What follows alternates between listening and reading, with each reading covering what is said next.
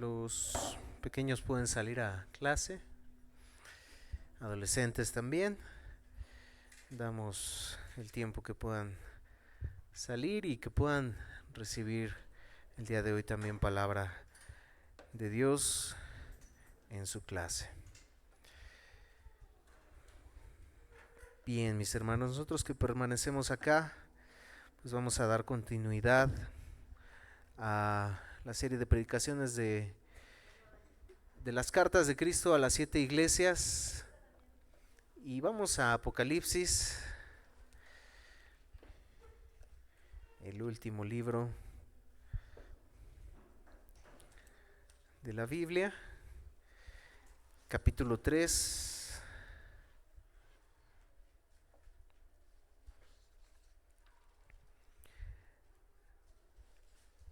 Estamos por acabar, mis hermanos, ya. Este es el penúltimo mensaje que tenemos sobre esta serie. Iniciaremos otra ya en noviembre. El mensaje a Filadelfia nos corresponde el día de hoy. Y bueno, mis hermanos, pues vamos a darle lectura. Posteriormente estaremos orando a nuestro Dios y vamos a darle lectura. Sígalo con su vista y dice de la siguiente manera: escribe al ángel de la iglesia en Filadelfia, esto dice el santo, el verdadero, el que tiene la llave de David, el que abre y ninguno cierra, el que cierra y ninguno abre. Yo conozco tus obras. He aquí he puesto delante de ti una puerta abierta, la cual nadie puede cerrar. Porque aunque tienes poca fuerza, has guardado mi palabra y no has negado mi nombre.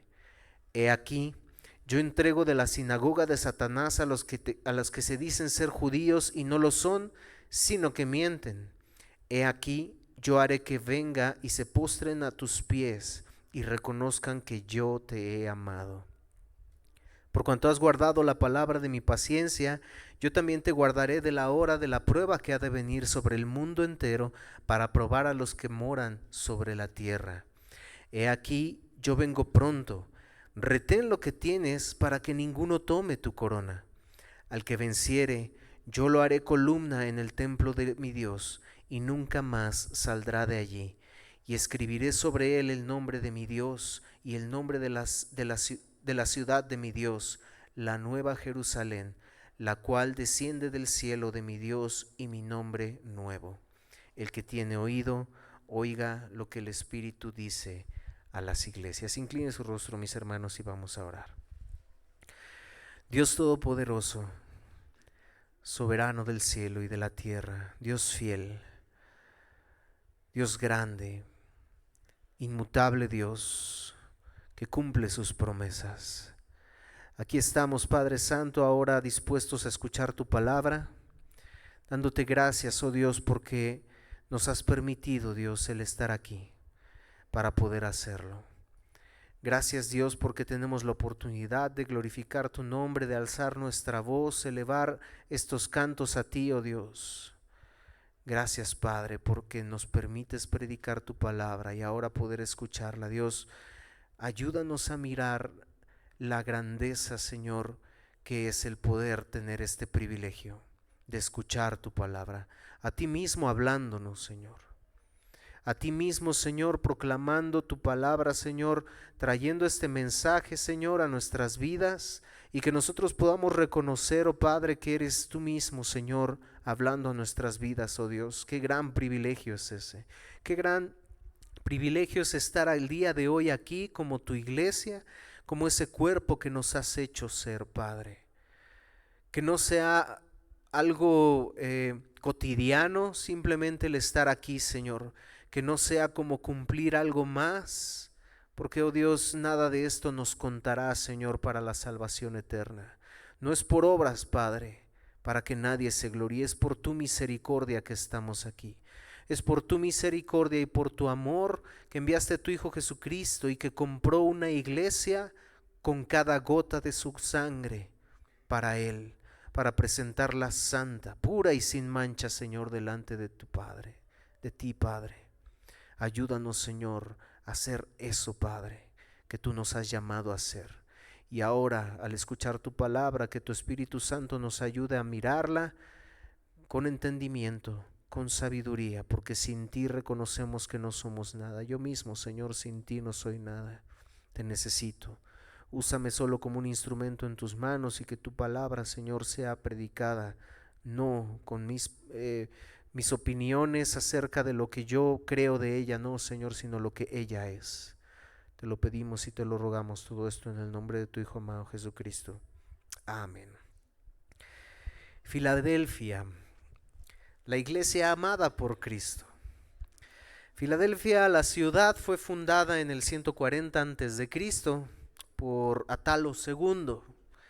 Se dice que su sobrenombre era Filadelfus y que por amor a su hermano Eumenes II también llamó a la ciudad Filadelfia, que su significado es amor fraterno o el que ama a su hermano. Bueno, conocemos o hemos escuchado probablemente de iglesias que se llaman Filadelfia. Es un buen nombre, es un nombre excelente para una iglesia. El amor fraterno, el que ama a su hermano. Fue fundada con un propósito especial esta ciudad. En esta ciudad no había como tal probablemente que fuera una ciudad que se fundó con un sentido de que fuera una guarnición para evitar la entrada pues de personas que quisieran conquistar las ciudades aledañas o la misma ciudad. Como lo fue Sardis, como lo hablamos en el mensaje anterior. No, la realidad es que la intención de esta ciudad, que se encontraba en las fronteras de Misia, Lidia y Frigia, el objetivo era que pudiera ser una ciudad de la cual se esparciera la cultura griega, el idioma griego, la lengua griega, y todo esto que, bueno, pues sabemos que en la cuestión de la cultura griega era pagana, adoración a dioses, y que esta fuera una ciudad sede donde se pudiera esparcir toda esta enseñanza a las ciudades aledañas. Entonces se dice que Filadelfia era el centro de difusión de la lengua y de las letras griegas en una tierra pacífica y por medios pacíficos. Se buscaba que esta ciudad tuviera este objetivo. El área que circundaba a Filadelfia era un área volcánica y se conocía como la tierra quemada, porque había cenizas volcánicas que habían caído durante mucho tiempo y en ellas, por esta razón, el suelo que ellos tenían había sido un suelo fértil para el cultivo de viñas, del vino. Era un lugar donde se cultivaba todo esto y era conocida por sus vinos y sus bebidas, Filadelfia. Sin embargo, debido también a la actividad volcánica, la ciudad sufrió ciertos temblores, ciertos terremotos.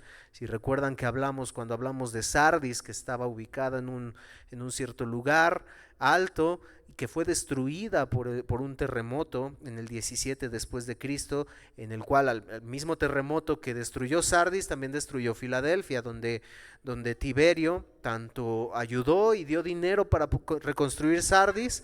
Bueno, también Filadelfia fue el caso. Tiberio ayudó económicamente para la reconstrucción también de Filadelfia, motivo por el cual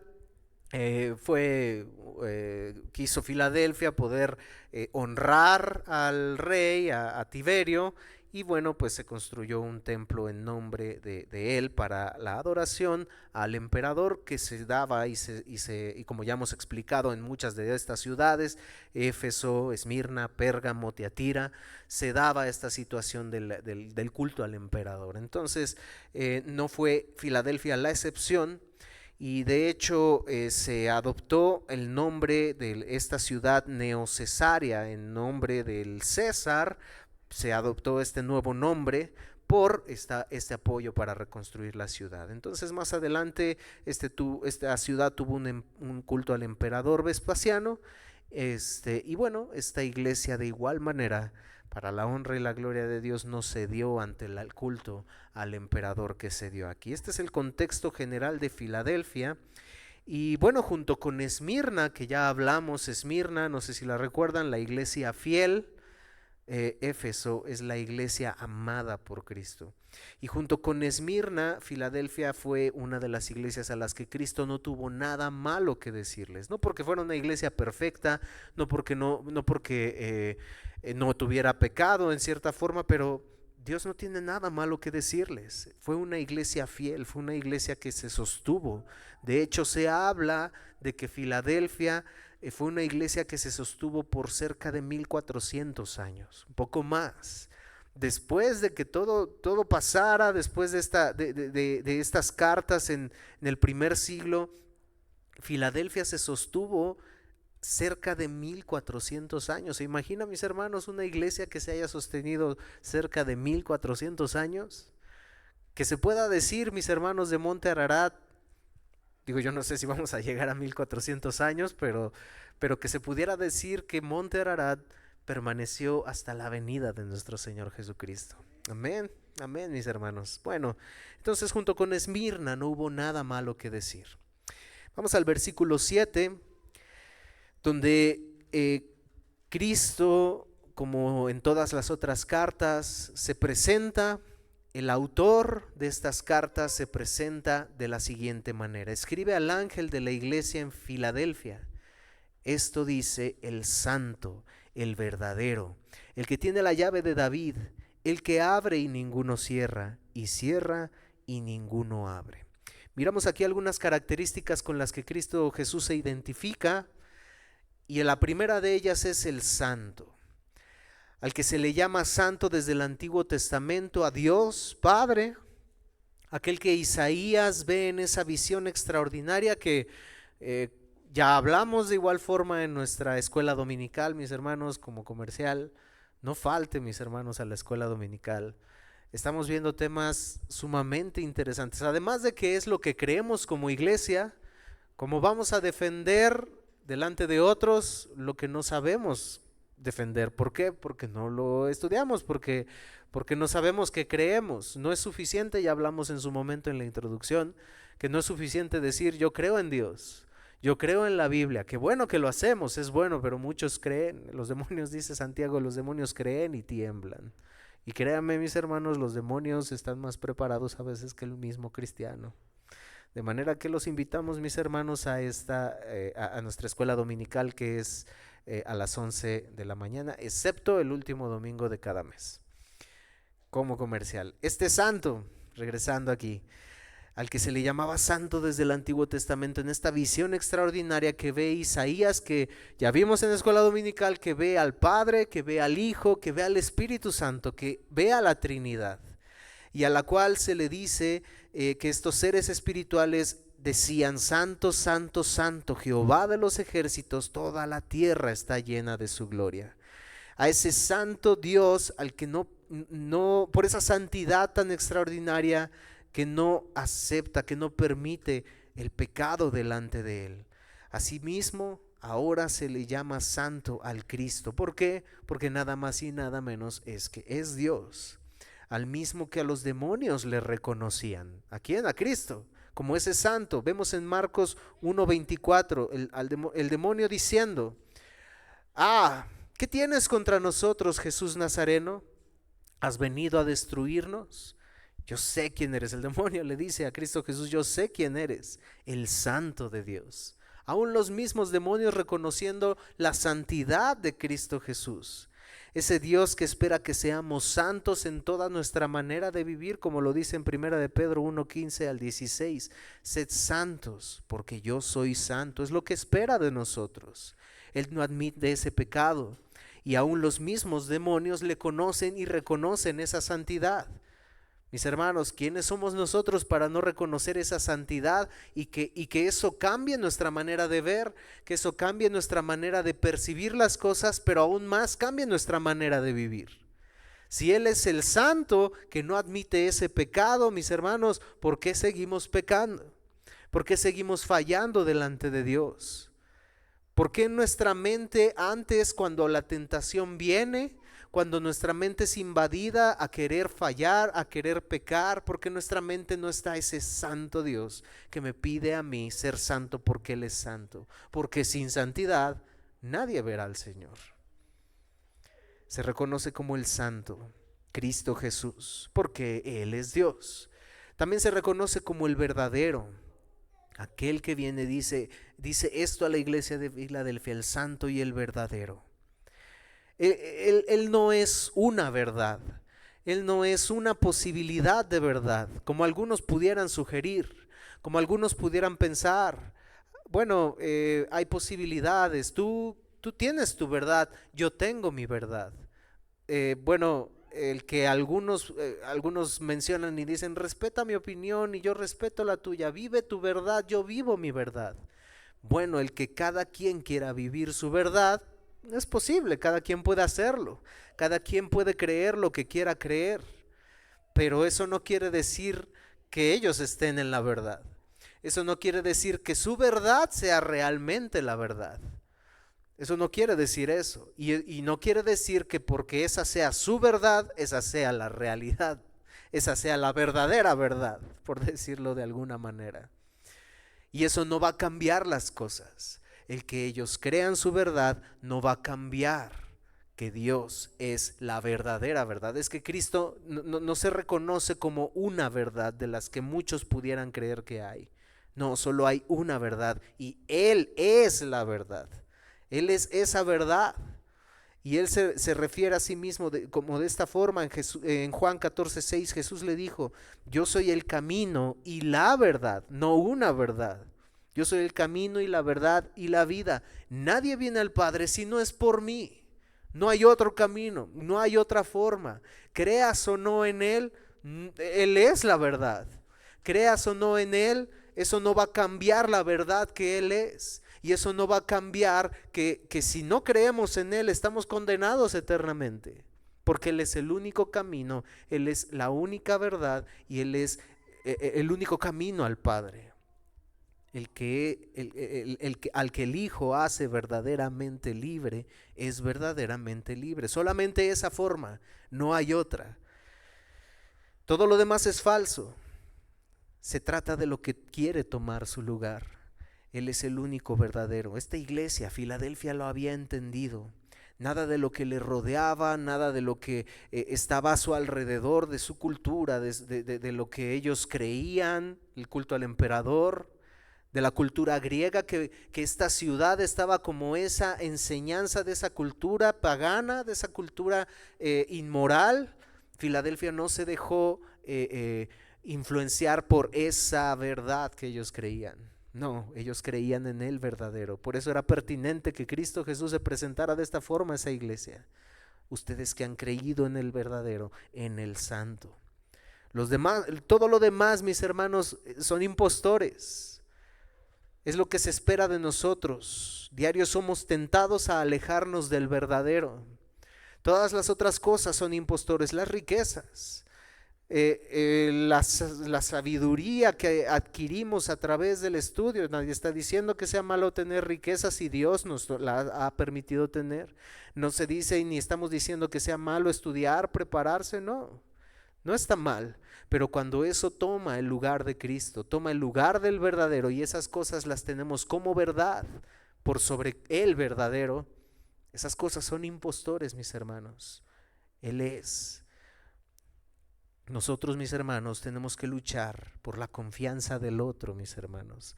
Esta situación de que Él dice que Él es verdad, Él no es que esté luchando y esté pensando y diciendo, bueno, es que yo tengo que mostrarme ante ellos, tengo que ganármelos para yo mostrarme que soy la verdad. Lo creamos o no, Él es verdad. Nosotros nos tenemos que ganar la confianza de otro. Dios no, Cristo no, Él es verdad. Y Él está ahí para que confiemos en Él, claro que sí. Pero no, el beneficio no es para Él, el beneficio es para nosotros. Bueno, se sigue describiendo Cristo Jesús como el santo, el verdadero y el que tiene la llave. ¿Qué llave? Hay una historia que es muy probable a la cual se haya referido Juan. Ezequías, el rey Ezequías tenía un mayordomo fiel que se llamaba Eliaquim, que estaba a cargo de toda su casa, al cual le había dado la llave, que era el único que podía dar acceso a la presencia del rey, Ezequías. Isaías oyó decir a Dios acerca de este mayordomo fiel, Eliaquim, lo siguiente en Isaías 22:22. Yo pondré la llave de la casa de David sobre su hombro, y abrirá y nadie cerrará, y cerrará y nadie abrirá.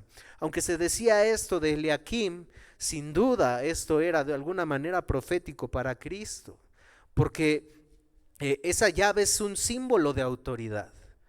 Este Eliakim tenía esa autoridad de poder decidir sabiamente, porque era un mayordomo fiel, de poder decidir quién entraba a la presencia del rey. Pero Cristo tiene esas llaves, dice, yo soy el que tengo la llave, yo soy el que tengo la autoridad. El que la tiene es el que tiene la autoridad de abrir o cerrar. Este era el pasaje que tenía en mente Juan cuando identificó al Señor resucitado como el que tiene la llave de David. ¿Cómo? El que tiene y es el que es a través de él el que puede dar acceso al Padre, el que puede dar acceso al Rey, al Dios, al que está en su trono, leíamos en el Salmo 47. Cristo Jesús es el camino, la verdad y la vida, y nadie viene al Padre si no es por Él. ¿Por qué nadie puede venir al Padre? Porque Él tiene la llave, porque Él tiene la autoridad, porque Él murió y a través de esa muerte, de esa resurrección, de esa ascensión y de esa venida, que Él regresará pronto, que es lo que le dice más adelante a la iglesia de Filadelfia, vengo pronto. Él es el que tiene esa autoridad para el acceso al Padre, es el único, no hay nadie más. Y sigue diciendo ahora en el versículo 8, sigue diciendo el que yo tengo la llave de David, el que abre y ninguno cierra, y el que cierra y ninguno abre. Mis hermanos, Él es soberano. Una vez más, todo esto lo estamos estudiando, mis hermanos, en la escuela dominical. Él es soberano, no hay absolutamente nada. El que abre una puerta, el que cierra las puertas, y no hay quien las abra si Él las cerró, y no hay quien las cierre si Él las abrió. Él es el que tiene ese acceso, Él es el que abre la puerta. De hecho, dice Cristo Jesús en Juan, yo soy la puerta. Él es esa puerta, ese camino al Padre. Y sigue diciendo Cristo Jesús en esta carta, versículo 8, yo conozco tus obras, he aquí he puesto delante de ti una puerta abierta, la cual nadie puede cerrar, confirmando lo que había dicho y cómo Él se había identificado. Porque aunque tienes poca fuerza, has guardado mi palabra y no has negado mi nombre. Cristo Jesús pasa a reconocer, yo conozco tus obras, ya lo hemos mencionado, aquel que conoce todo, aquel omnisciente, a quien no podemos engañarle, aquel que lo ve todo, de quien no podemos escondernos, le dice, yo conozco tus obras. He aquí he puesto delante de ti esta puerta abierta. Tienes poca fuerza, pero has guardado mi palabra y no has negado mi nombre. No solo Jesús es el camino al Padre, sino que Él tiene la autoridad para abrir puertas, cerrarlas conforme a su voluntad. Nadie le puede hacer frente al Señor, Él no se equivoca, no hay nada que lo detenga, mis hermanos. Él es el que abre una puerta a esta iglesia. Y podríamos preguntar qué tipo de puerta. Porque si bien el significado de esto es que Él es el único camino al Padre y que Él es la puerta que puede dar acceso al Padre, es cierto. Pero ¿qué tipo de puerta? Ahora pasa la iglesia de Filadelfia a decirle que que Cristo Jesús les ha abierto una puerta. ¿Qué tipo de puerta? Los teólogos sugieren que fue una puerta de oportunidad misionera, una puerta de oportunidad para predicar la palabra de Dios. Como acabamos de mencionar, esta no era una ciudad que fue fundada con el objetivo de ser guarnición para evitar que entraran o que pasaran a otras ciudades, pues los conquistadores. No, esta ciudad no fue para eso. Esta era una ciudad en cierta forma pacífica para enseñar pacíficamente la cultura griega. De manera que la iglesia de Filadelfia, fundada en este lugar, también podía enseñar en cierta forma, de forma pacífica y predicar. Bueno, no creo que tan pacífica por la persecución que existía, ¿cierto? Pero Dios había abierto una puerta para poder predicar su evangelio. El que no hubiera en cierta forma cuestiones pacíficas, eso no impide que el evangelio siga siendo predicado. A Pablo no le impidió que le estuviera encarcelado para poder seguir predicando el evangelio. De manera que Cristo había abierto esta puerta y se sugiere que que fue una puerta de oportunidad para predicar el evangelio. ¿Por qué se piensa de esta manera? Porque es interesante cómo Pablo habla en otros versos, ahorita los vamos a ver, que acerca de que la predicación del evangelio es una puerta abierta. Por eso se sugiere esto para la iglesia de Filadelfia. Segunda de Corintios 2:12 al 13 dice Pablo: cuando llegué a Troas para predicar el evangelio de Cristo, aunque se me abrió una puerta en el Señor, no tuve reposo en mi espíritu por no haber hallado a mi hermano Tito. Bueno, habla acerca de alguna situación, acerca de Tito, pero lo que queremos resaltar aquí es cuando él llegó para predicar el evangelio, se abrió una puerta. Aunque se me abrió una puerta, refiriéndose a la predicación del evangelio, que se había dado la oportunidad. Esa puerta que Cristo abrió, que Dios abrió, fue para predicar el evangelio. Colosenses 4:3, orando también al mismo tiempo por nosotros, para que el Señor nos abra puerta para la palabra, a fin de dar a conocer el misterio de Cristo, por el cual también estoy preso. Una vez más, aquí vemos la situación de Pablo estando preso.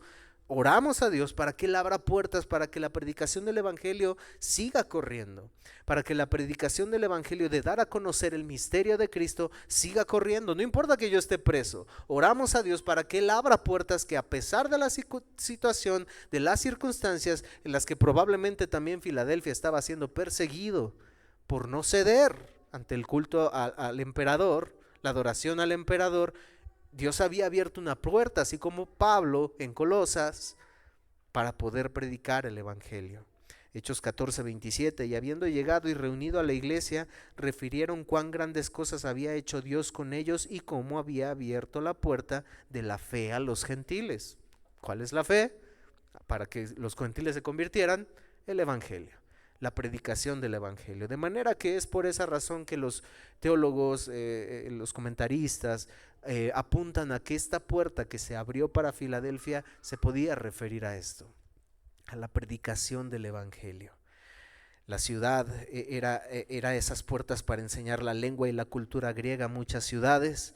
La iglesia, aunque era pequeña, Filadelfia, pudo enseñar el evangelio a pesar de lo que estuviera sucediendo. Mis hermanos, qué gran privilegio, ¿no lo cree?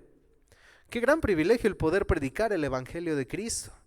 Que Dios, mis hermanos, nos ayude a predicar la palabra de Dios en todo momento. Si bien, aunque haya puerta abierta o no haya puerta abierta, nosotros tenemos que predicar el evangelio. Estos pasajes no sugieren que si no hay puerta abierta, bueno, pues no predicamos. No, se refiere a que era posible que el evangelio fuera eficaz en ese sentido para las personas a las que les era predicado. Pero hay veces que es predicado el evangelio y nadie se convierte. Bueno, eso no impide o no es razón para no predicar el evangelio. No es exclusivo de una iglesia o de un ministerio predicar, mis hermanos, el predicar la palabra de Dios, el evangelio, todos hemos sido llamados a hacerlo. Todos, sin excepción alguna, el que está en Cristo. De manera, mis hermanos, que pidámosle a Dios que nos siga abriendo puertas para predicar su palabra. De manera que oremos de forma como Pablo en Colosenses pidió que oraran para que Dios abriera puertas para predicar su palabra. Hagámoslo de esa manera. Oremos a Dios. Dios nos ayude a aprovechar esas puertas de oportunidad. ¿Sabe cuál es el problema, mi hermano?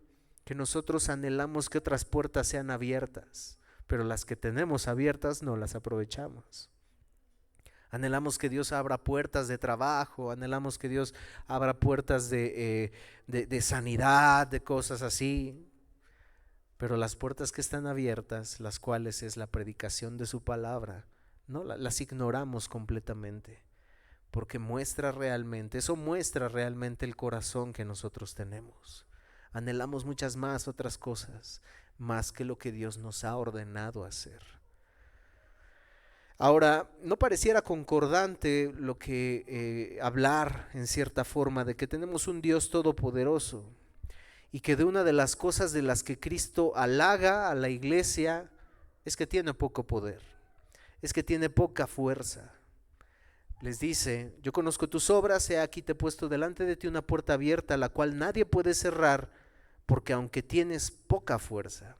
Pareciera no tener concordancia declarar que tenemos un Dios todopoderoso, que es soberano, que está en control de todo.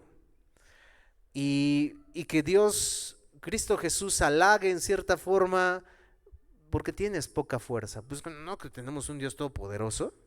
Pues no sería concordante que pues tenemos mucha fuerza porque tenemos un Dios todopoderoso. ¿Qué nos enseña la Biblia? Esto puede hacer alusión a que era una iglesia pequeña, lo cual ante los ojos del mundo esto era o es un signo de insignificancia. Lo más lamentable, mis hermanos, es que aún esto es al día de hoy. Aún ciertas cosas, la manera de ver del ser humano, se puede aceptar y se puede creer que, bueno, del inconverso, mira una iglesia grande, bueno, pues es ahí donde pues seguramente ahí está bien todo esto, ¿no? De buscar de Dios y de lo que Dios puede hacer. Hay muchas personas. Probablemente el que haya mucha gente llama la atención de las personas. Sin embargo, eso no es problema para el no creyente y lo podemos aceptar. Pero que para el creyente aún eso sea lo que le llama la atención, es complicado. Yo no estoy diciendo que iglesias que son grandes, que no haya iglesias que son grandes donde está la bendición de Dios y donde se predica la palabra de Dios. No, claro que las hay, pero no es el número, no es la cantidad, no es lo que tienen lo que determina que sea una iglesia fiel. Como Filadelfia. Filadelfia era una iglesia pequeña, Filadelfia era una iglesia pobre, Filadelfia era una iglesia que no tenía multitudes, y lo hemos visto en lo que estamos enseñando en grupos pequeños, sobre la multitud. La multitud no impresionó a Jesucristo, de hecho fue lo que le llevó a decir esas palabras fuertes. El que no me sigue, el que ama más otras cosas más que a mí, el que no se niega a sí mismo no puede ser mi discípulo, porque él sabía, conociendo todas las cosas, que muchísimos, probablemente el mayor porcentaje de los que estaba ahí, la realidad era que no le seguían por los motivos correctos, sino por los motivos incorrectos. Solo sanidades, solo por cumplir una cierta un cierto parámetro. Porque tengo que ir a la iglesia. Porque tengo que reunirme. Porque eso me va a dar puntos seguro delante de Dios. No. Cuidado si pensamos de esa forma. Cuidado si estamos aquí, mis hermanos, por los motivos incorrectos. Cuidado si estamos aquí porque pensemos que porque ya cumplimos hemos de ser valorados frente a Dios. No, mis hermanos, no es por obras. Ha sido interesante cómo la Biblia muestra el mover del poder de Dios. No importa, mis hermanos, cuán insignificante podía ser la iglesia de Filadelfia por su pobreza, por lo pequeña que podía ser. Eso no importaba cuán insignificante pudiera parecer ante los demás, ante los ojos de los demás. Dios ve de una forma diferente. Por eso ese Dios todopoderoso, ese Dios que tiene todo el control, le dice esto a la iglesia: aunque tienes poca fuerza, aunque eres pequeña, aunque eres pobre, aunque tú eres de esta forma.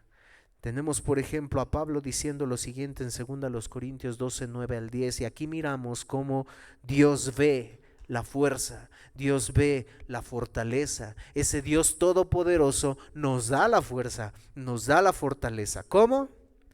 Bástate mi gracia, porque mi poder se perfecciona en tu debilidad. Y Pablo sigue diciendo: por tanto, yo me olvidé de lo que tenía, me olvidé de mí, de lo que me estaba quejando, porque ahora pude ver, por tanto de buena gana me gloriaré más bien en mis debilidades, para que repose sobre mí el poder de Cristo.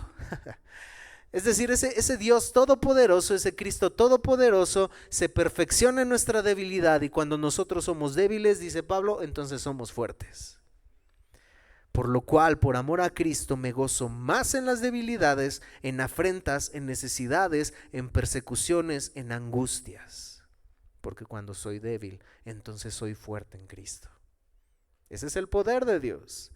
Es una paradoja. El cristiano, como cristianos, vamos contracorriente. Para el mundo tener poder es tener economía, es tener fuerza, es tener autoridad. Pero para nosotros como cristianos, Dios no ve lo que el mundo ve.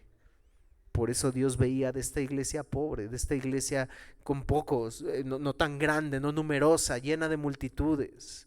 Dios no la veía como fuerte por eso. Primera a los Corintios 1, 26 al 29, pues mirad, hermanos, vuestra vocación, que no sois muchos sabios según la carne, ni muchos poderosos, ni muchos nobles, sino que lo necio del mundo escogió Dios para avergonzar a los sabios, y lo débil del mundo escogió Dios para avergonzar lo fuerte, y lo vil del mundo y lo menospreciado escogió Dios, y lo que no es, para deshacer lo que es, a fin de que nadie se jacte en su presencia. No es de ti, no es de mí, no es lo bueno que tú puedas hacer que Dios te ha llamado. No es lo bueno que tú puedas hacer y puedas hacer que te va a presentar delante de Dios aprobado, no.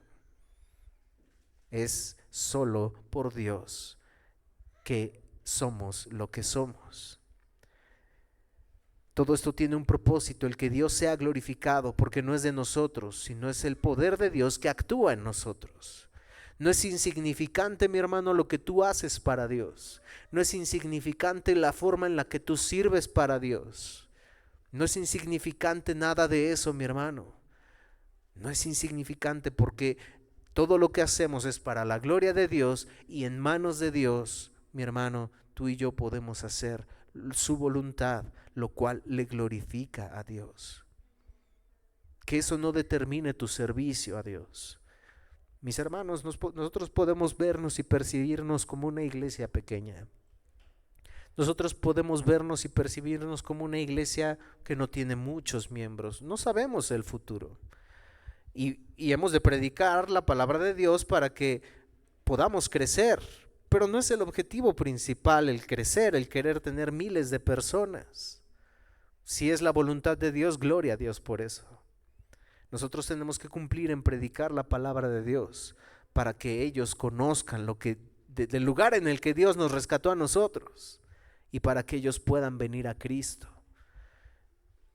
Y si Dios nos permite crecer en número, gloria a Dios. Y si Dios nos permite ser una iglesia donde se predique la palabra de Dios, no que nos permita crecer en número porque le damos al que le damos lo que quiere escuchar, la persona que prefiere escuchar sanidades, que prefiere escuchar, podríamos hacer eso. Podríamos jalar gente porque le damos lo que quiere escuchar. Pudiera ser una buena estrategia, pero no, mi hermano, Dios nos libre de eso. Dios nos libre y nos guarda de dejar de predicar su palabra para poder jalar gente. No, mis hermanos, no es así. No se trata de ajustarnos y modificarnos al mundo, como lo escuché en algún momento de alguien. Bueno, es que yo me he dado cuenta que muchas de las cosas que se hacen en el mundo, si tú las introduces a la iglesia, jalas gente. Sí, claro, pero no es lo que la palabra de Dios nos enseña. No es insignificante lo que nosotros podemos dar a Dios, mis hermanos. No importa el tamaño de la iglesia, lo que determina nuestro seguir a Dios, ni lo que Dios puede hacer en la iglesia. No es poca cosa, mis hermanos. Es nada más y nada menos que guardar, proclamar y vivir la palabra de Dios, que es viva y eficaz. ¿Qué es lo que le sigue diciendo? Aunque tienes poca fuerza, has guardado mi palabra y no has negado mi nombre. Esta iglesia había guardado su palabra, no se había conformado al mundo para poder ser una iglesia grande, una iglesia fuerte, una iglesia de renombre. No se había conformado a eso, a la cultura, a lo que les enseñaban. No se había conformado a eso, había guardado su palabra y por eso era perseguida. Por eso eran probablemente pocos, pero pocos fieles a Dios. Ellos habían guardado su palabra, esa palabra que es viva y eficaz. Esta iglesia no torció las escrituras a su conveniencia para jalar gente. Para ti, lo que Cristo Jesús le estaba diciendo, para ti, Filadelfia, lo más importante no es el tamaño, no es el poder, no es la influencia de la cultura o la sociedad, sino tu obediencia. El que Filadelfia hubiera guardado su palabra era igual a obediencia. Mis hermanos, usted y yo tenemos que ser obedientes a la palabra de Dios, aún en contra de todo, aún en contracorriente, mis hermanos. La obediencia, mis hermanos, llevó a Noé a construir un arca, teniendo todo en contra. No había llovido, no se conocía la lluvia. Seguro tomaron a Noé como un loco. No dice la palabra de Dios cuánto tiempo se tardó en construir el arca, pero cuando Noé aparece dice que tenía 500 años, y cuando sube al arca dice que tenía 100. No sabemos si fueron todos los 100 o fueron menos, es probable. No lo sabemos, la Biblia no lo indica. Solo nos indica este periodo de tiempo. Pero mis hermanos, los que hayan sido, fueron muchos, eso seguro. Pero Noé permaneció fiel a la palabra de Dios, a lo que Dios le había dicho. De verdad que si fueron 100 años completos, imagínese la gente burlándose de Noé 100 años. Y ni uno, a través de la predicación de Noé, ninguno creyó. Ninguno creyó, pero Noé permaneció fiel a la palabra de Dios. Fue lo que Cristo reconoció de esta iglesia de Filadelfia. Noé no se dejó, híjole, es que de verdad, pues nunca ha llovido. O sea, se va a inundar la tierra, va a caer lluvia del cielo. Era algo, para nosotros es común. Pero era algo que pues no, es como si nos dijeran va a llover, no sé, dulces. ¿Quién lo creería? ¿Quién lo creería? Y en contra de todo eso, Noé permaneció fiel. Noé no se dejó. No solo eso, dice, no has negado mi nombre. De igual forma, así como Noé, esta iglesia en obediencia jamás se avergonzaron de aquel en quien habían creído. Predicaron su palabra. Predicaron su palabra, hicieron discípulos, soportaron la oposición. Y mire lo que dice 2 de Timoteo 1, 8 al 9. Por tanto, no te avergüences de dar testimonio de nuestro Señor ni de mí, preso suyo, sino participa de las aflicciones por el evangelio según el poder de Dios, quien nos salvó y llamó con llamamiento santo. Mi hermano, Él nos salvó, Él nos llamó con llamamiento santo, no conforme a nuestras obras, sino según el propósito suyo y la gracia que nos fue dada en Cristo Jesús antes de los tiempos de los siglos. Él nos ha llamado, Él nos hizo santos, mis hermanos. Y aquí a lo que le reconoce a la iglesia de Filadelfia: no has negado mi nombre. Pablo le dice a Timoteo: no te avergüences, no niegues su nombre. Versículo 9 le sigue diciendo Cristo a la iglesia: he aquí, yo entrego de la sinagoga de Satanás a los que se dicen ser judíos y no lo son, sino que mienten. He aquí, yo haré que vengan y se postren a tus pies y reconozcan que yo te he amado. ¿A qué se refiere acá? Tanto a las dos congregaciones como a Esmirna como a Filadelfia son las únicas dos de las 7 iglesias, que se menciona en forma específica al pueblo judío. Y es interesante cómo se refiere Cristo Jesús al pueblo judío como sinagoga de Satanás. Como sinagoga de Satanás, su señor Satanás de este pueblo judío, que decía que son judíos y no lo son. ¿A qué se refería? Estos judíos no era que no fueran judíos, eran verdaderos judíos. Pero estos judíos que Cristo Jesús les llama mentirosos aquí, estos judíos creían que merecían algo especial por ser el pueblo de Dios. Estos judíos, Pablo a los romanos les habla y les dice: no tienes excusa. Tú que crees que eres judío y tú que te jactas de que, eres especial, que recibiste la palabra de Dios y que porque Dios te dio la ley a ti tú eres especial, que porque Dios te eligió como un pueblo escogido, eres especial y el pueblo judío se sentía con los cuellos alzados por esto. Ellos presumían de ello, pero mira lo que dice Romanos 2, 28 al 29. Pues no es judío, porque eran mentirosos. ¿Y por qué Cristo les llama mentirosos? ¿Por qué les llama a los que se dicen ser judíos y no lo son? Romanos 2, 28 al 29, pues no es judío el que lo es exteriormente, ni es la circuncisión la que se hace exteriormente en la carne, sino que es judío el que lo es en el interior, y la circuncisión es la del corazón. Pablo a los Gálatas menciona cómo y enseña cómo el verdadero Israel es la iglesia de Cristo. O sea, usted y yo somos el verdadero Israel. No es porque seamos judíos de descendencia, sino porque somos el pueblo de Dios, el pueblo de Israel, el verdadero Israel por Cristo Jesús. Cristo Jesús, Dios, a Abraham le dice y le da esta promesa que ha de ser en su simiente. No dice sus simientes, como dice Pablo a los Gálatas, como si se hablara de muchos. Este era lo que no habían entendido los judíos. Ellos creían, nuestro padre es Abraham. Él dio la promesa solo a nosotros. ¿Ustedes qué? Escoria, váyanse de aquí. Por eso Cristo les dice, ustedes dicen ser judíos y no lo son. Porque usted y yo, mis hermanos, somos el verdadero pueblo de Dios, el verdadero Israel. Simón Kistenmacher dice lo siguiente: los judíos se jactaban de ser el pueblo escogido de Dios con quien habían establecido un pacto. Jesús dio a entender que habían perdido el derecho de llamarse su pueblo. Se volvieron instrumentos en las manos de Satanás al decirle, son sinagoga de Satanás. Ellos en sus sinagogas creen adorar al Dios verdadero. Ellos en sus sinagogas rechazan a los demás, son capaces incluso de matar a los cristianos, negando a Jesús. Y ellos entran a sus sinagogas como si nada hubiera pasado. Son sinagoga de Satanás. Sigue diciendo Simón. Se volvieron instrumentos en las manos de Satanás, quien como señor suyo, ¿quién? Satanás, los utilizaba para socavar y de ser posible destruir a la iglesia. Repudiaban no solo a Jesús, sino también a todos sus seguidores, y con ello en forma directa reconocían a Satanás como su Señor. Wow.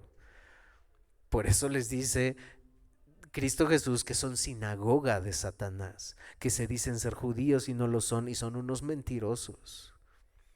Cristo les llama mentirosos. Juan 14:15, si me amáis, guardad mis mandamientos. Esto también era para ellos, pero esto también es para usted y para mí. Si me amáis, guardad mis mandamientos. Si dices que me amas, obedece. Si dices que me amas, si dices que eres creyente, obedece y haz lo que yo te ordeno. A Israel como nación escogida de Dios se le dio la promesa de restauración después de su regreso del exilio. Y mire lo que Dios le dijo en Isaías 49:23. Reyes serán tus ayos y sus reinas tus nodrizas. Con el rostro inclinado a tierra te adorarán y lamerán del polvo de tus pies y conocerás que yo soy Jehová, que no se avergonzarán los que esperan en mí.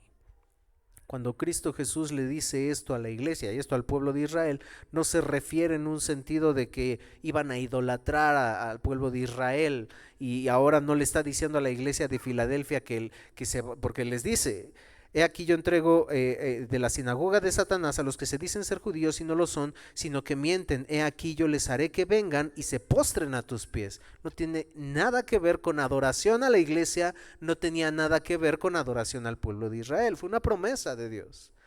¿Pero por qué dice? Porque conocerán que yo soy Jehová. Todo tenía que ver con la gloria de Dios. En el lugar de que los judíos reciban esa honra, Jesús ahora predice que honrarán a los fieles seguidores de Jesús y reconocerán que verdaderamente ama a los suyos. Ese era el punto. Esto sugiere que las promesas de Dios a Israel ahora han pasado a los seguidores de Jesús, a usted y a mí. A usted y a mí. Al verdadero Israel. Llegará el día, mis hermanos, donde se verá quién tenía la verdad. Va a llegar el día, mis hermanos, donde, bueno, eso no es para vanagloria nuestra, cabe decir, ¿eh? No es así como nosotros, ya viste, mira, yo tenía la razón y tú no. No, no va a ser para vanagloria nuestra. Dios en su misericordia va a hacer que todos esos, si bien no se refiere a una inclinación literal en ese sentido, sino que en el día del juicio estarán parados aquellos a quienes les predicamos y no quisieron reconocer a Dios, a Cristo como el Salvador. Y llegará ese día de los que se burlaron y nos dijeron y probablemente nos persiguieron. Si llegara a existir la posibilidad probablemente de que la iglesia perseguida de igual forma seamos nosotros y nos quiten la vida, en el día del juicio llegará el día en donde esos que negaron a Cristo se pararán y dirán, era cierto. Y eso es a lo que se refiere aquí. Yo a esos que te persiguen, le dice a Filadelfia, yo a esos que están en contra de ti, que se dicen ser judíos, que tenían las promesas, ahora esas promesas son para ti. Llegará el día en el que ellos mirarán y dirán, ellos tenían razón. Es figurado el sentido de que llegará un día donde aquellos que negaron lo que nosotros creíamos dirán, era cierto. Eran ellos a quien Dios amaba, porque Cristo Jesús les dice, se postrarán a tus pies y reconocerán que yo te he amado. Es que este es el punto importante, mis hermanos, este es el punto medular. No es porque tú y yo seamos mejores que nadie, no era porque esos cristianos de Filadelfia fueran mejores que los que se decían ser judíos, no, sino porque Dios había escogido a estos cristianos, estos creyentes, para mostrar su amor. Cristo dice aquí, Cristo no dice aquí, no, yo no aborrezco el pecado, pero amo al pecador. ¿Por qué? Porque lo que quieren en realidad decir aquellos que dicen es que Dios es amor. Dios no manda a nadie al infierno. Dios es amor y está obligado a darme su amor, a salvarme, ¿no? Es que si Dios es amor, ¿por qué mandaría a alguien al infierno? Eso no existe. Lo que ellos en realidad quieren decir es que, no, Dios, al decir que Dios es amor, lo que ellos en realidad quieren decir es, Dios, no importa lo que yo haga, no importa que yo siga pecando, no importa que yo siga haciendo lo que yo quiero, Él está obligado a salvarme. Él está obligado a darme su amor. Oh, no. Si es lo que tú crees, bueno, puedes creerlo, pero como decíamos, del verdadero. Eso no quiere decir que sea la realidad. Eso no quiere decir que aquellos que creyeron eso y que vivieron como quisieron y que vivieron, bueno, Dios está obligado a salvarme, no vayan a la condenación por pensar eso. No, mis hermanos, aquí Cristo no está diciendo, yo no aborrezco al pecado, pero amo al pecador. No, no está diciendo eso. Cristo, Dios está irado con el pecador todos los días, dice su palabra. Lo que Cristo Jesús está aquí diciendo es, yo amo al que guarda mi palabra y no ha negado mi nombre. Ese es al que yo amo. Leímos hace un momento segunda de Timoteo 1, 8 al 9. Y Pablo continúa diciendo, por lo cual asimismo padezco esto. Tú no te avergüences, tú guarda el llamamiento que Dios y que Cristo te ha dado, tú guárdalo. Como Filadelfia, guarda su nombre, guarda su palabra, no niegues su nombre. Y le sigue diciendo, por lo cual asimismo padezco esto, pero no me avergüenzo, porque yo sé a quién he creído. Y estoy seguro que es poderoso para guardar mi depósito para aquel día. Retén la forma de las sanas palabras que de mí oíste, en la fe y amor que es en Cristo Jesús. Guarda el buen depósito por el Espíritu Santo que mora en nosotros. No te rebajes, Timoteo, a creer que cualquier cosa que te presenten tú puedes creerla. No, Dios mismo está en ti. Guarda el buen depósito por el Espíritu Santo que mora en nosotros. Mis hermanos, esta es una instrucción también para ti y para mí. Guarda, el Espíritu Santo está en ti. Si eres verdaderamente creyente, El Espíritu Santo está en ti. No te rebajes. No te rebajes a lo que la cultura te dice, no te rebajes a lo que los demás quieren decirte que verdaderamente seguir a Cristo o que no importa seguirlo, tú vive tu vida, que estás en un error. No te rebajes, Dios mismo está en ti. Guarda la palabra del Señor y nunca niegues el nombre de aquel que te ama, te cela profundamente.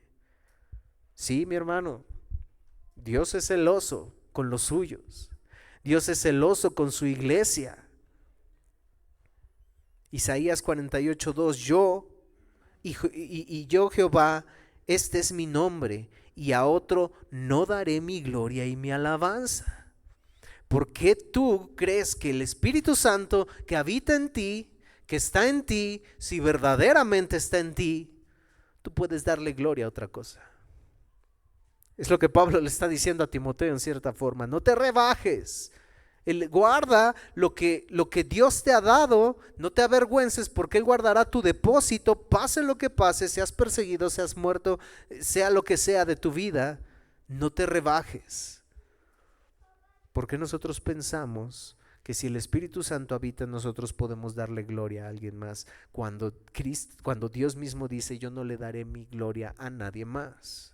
Éxodo 25, no te inclinarás a ellas, hablando de la idolatría, ni las honrarás, porque yo soy Jehová tu Dios, fuerte y celoso.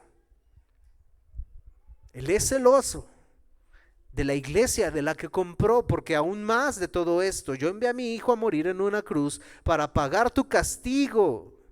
El castigo que tú merecías, que tú y yo merecíamos, que es el infierno por nuestros pecados, por nuestra culpabilidad.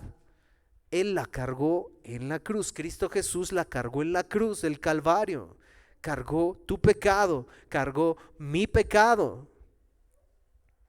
Te rescaté a través de Cristo Jesús, puse en ti mi espíritu. No eres del mundo ya. Santiago lo dice de esta forma: oh almas adúlteras, ¿no sabéis que la amistad del mundo es enemistad contra Dios? Cualquiera pues que se constituye o que quiere ser amigo del mundo se constituye enemigo de Dios. No hay otro, no hay medios, no hay un camino medio, y lo vamos a ver en la siguiente iglesia, la Odisea, Tibia. No hay un punto medio, no hay un pie en Cristo y un pie en el mundo. No existe tal cosa. No existe tal cosa como el cristiano carnal. No. O es carnal o es cristiano. O estás o no estás en Cristo. Oh almas adúlteras, dice Santiago, cualquiera que quiera ser amigo del mundo se constituye enemigo de Dios. Punto. No hay otro, no hay un estado intermedio. Y sigue diciendo Santiago: ¿pensáis que la Escritura dice en vano, el Espíritu que Él ha hecho morar en nosotros nos anhela celosamente? Oh hermano, medita en esto. No sea que el Espíritu de Dios no esté en ti. O no es porque lo hayas perdido, es porque nunca ha estado. Meditemos en esto. Versículo 10 de Apocalipsis 3.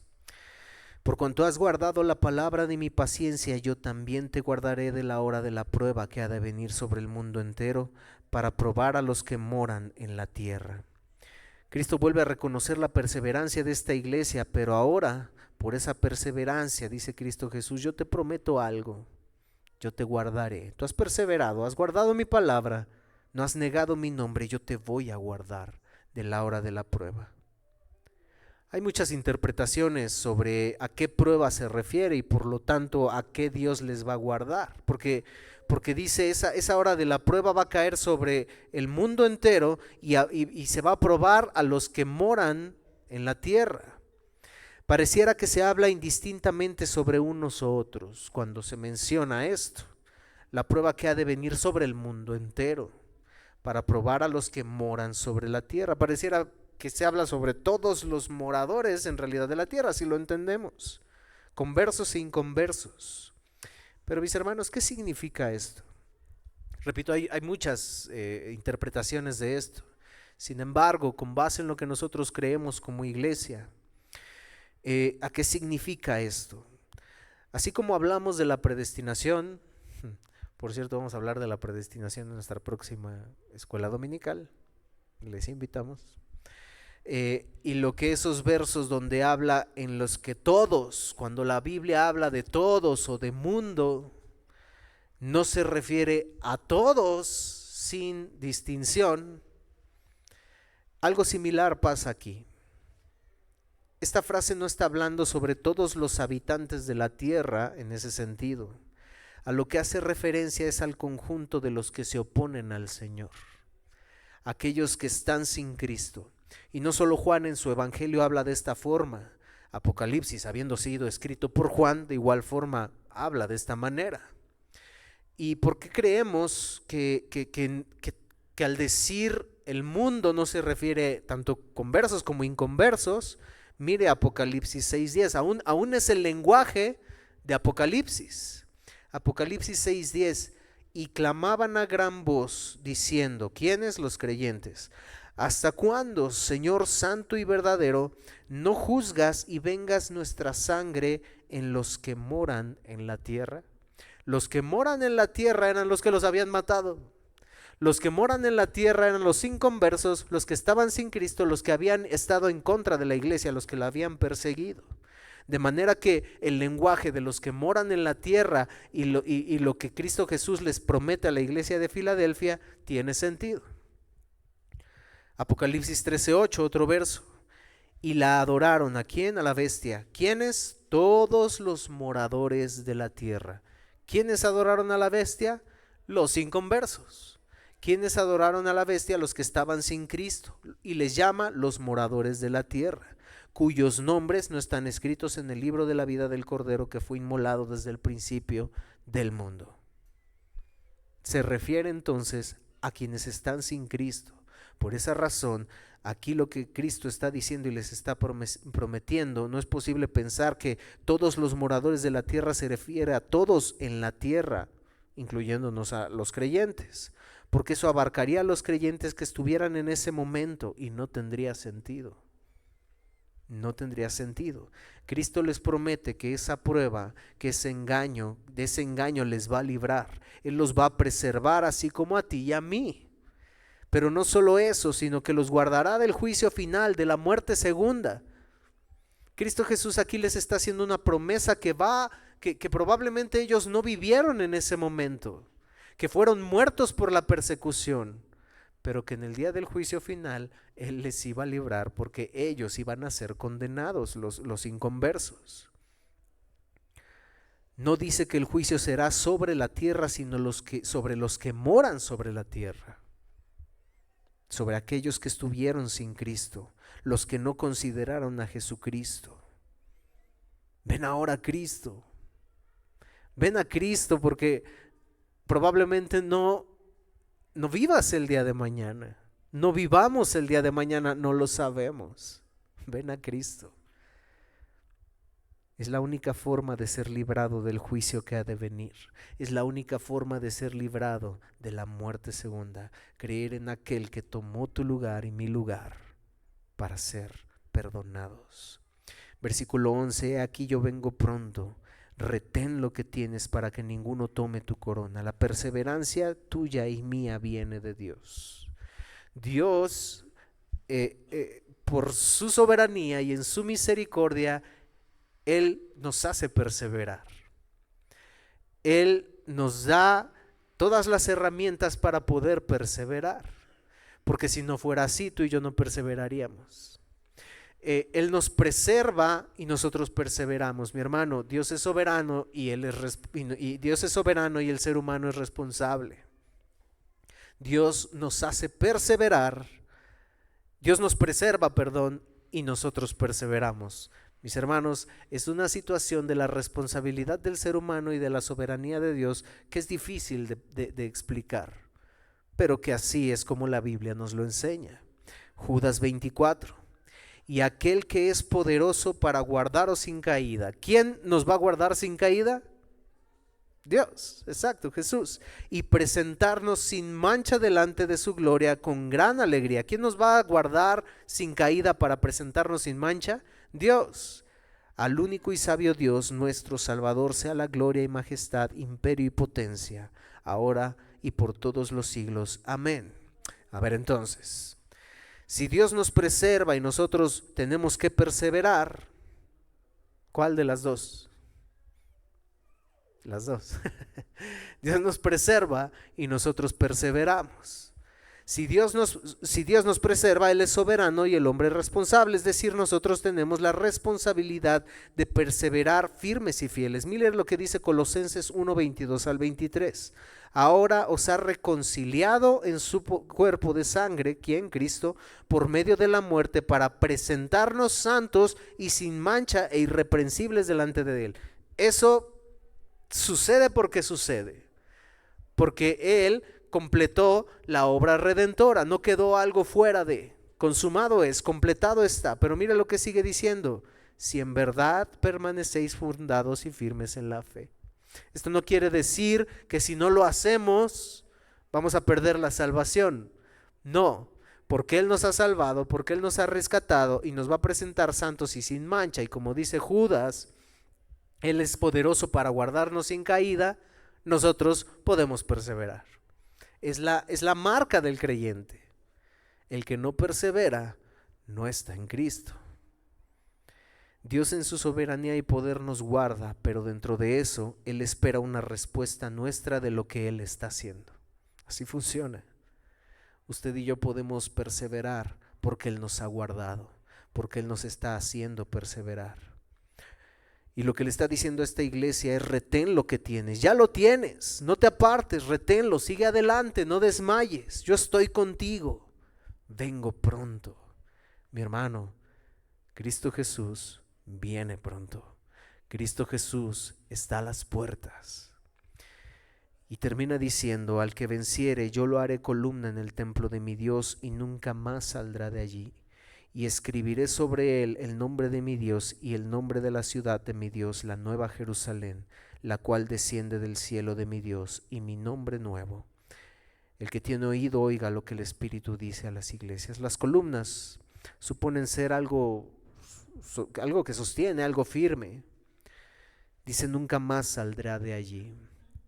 Por los temblores, los terremotos que había en la ciudad de Filadelfia, las personas en temor vivían a las afueras, construían los que podían hacerlo casas a las afueras y no casas que pudieran derrumbarse y caérseles encima.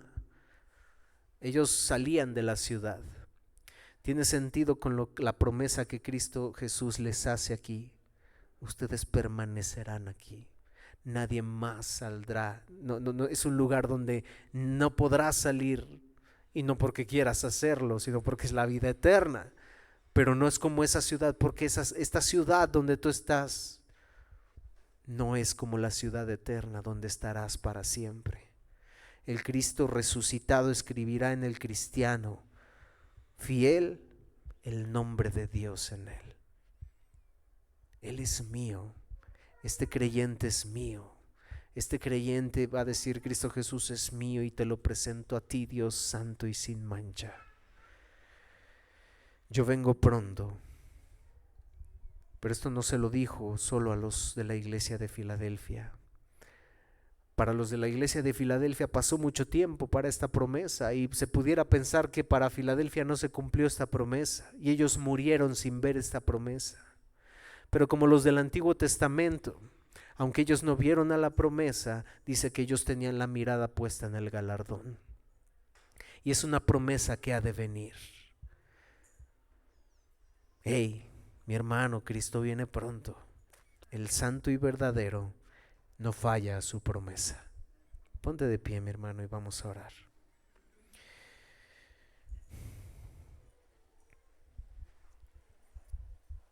Amado Dios y Padre Celestial, oh, que podamos venir a ti, que pueda venir a ti aquel que no ha venido a ti, Señor. Que tu Espíritu Santo abra sus ojos al Evangelio, y que pueda mirar la hermosura de Cristo Jesús, el santo, el verdadero, que tomó el lugar del pecador, porque cuando estábamos nosotros muertos en nuestros delitos y pecados, justamente merecíamos ese infierno, o merecemos ese infierno al que está muerto en sus delitos y pecados. Pero Dios, que es rico en misericordia, con su gran amor con que nos amó, sufrió la separación del Padre para que nosotros no vivamos esa separación. Ven a Cristo si no estás en Cristo, para que puedas ser librado de esa separación eterna de Dios. Que creas o no que existe, eso no elimina el que verdaderamente ese sea el castigo de aquel que está sin Cristo. Ven a Cristo porque Él es el camino, la verdad y la vida. Y esa es nuestra oración. Padre, que atraigas a aquel que está sin ti y que tú le hagas ver la hermosura de Cristo Jesús, el Salvador, aquel que ha escrito y que escribirá en ese entonces el libro de Dios, el nombre de Dios en nuestros corazones, significando esa pertenencia de que somos tuyos eternamente, oh Dios. Gracias, Padre. Te alabamos, te adoramos y te exaltamos por Cristo Jesús. Amén. Amén, mis hermanos. Bueno, pues vamos a depositar ofrendas. Hágalo con gozo, mi hermano, hágalo con alegría, para la honra, la gloria de Dios.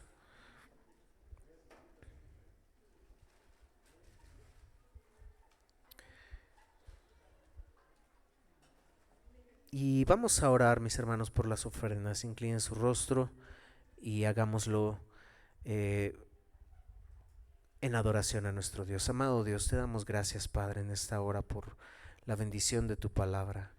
Y ahora, Señor, por la bendición de que podemos dar, Señor, de lo recibido de tu mano, pues todo es tuyo, todo te pertenece, oh Dios. Y el que tú, Señor, nos permitas tener nuestro trabajo, nos permitas sostenernos, Dios, es porque tú nunca nos has dejado, Señor. Aún en medio de la dificultad, aún en medio de la prueba, Dios. Y aún en medio de eso, Señor, si estuviera alguno de nuestros hermanos, sé con ellos, Padre. Pero aún en medio de ello, Padre, que podamos reconocerte, Señor, que tú no nos has dejado, Señor. Gracias, Padre, por este acto de adoración a ti y que podamos hacerlo con el entendimiento, Señor, de estar agradecidos contigo, de que es un acto de adoración a ti y lo hacemos con gozo y con alegría para honrarte a ti, oh Dios. Te alabamos y te exaltamos por Cristo Jesús.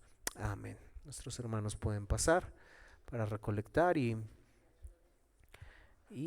en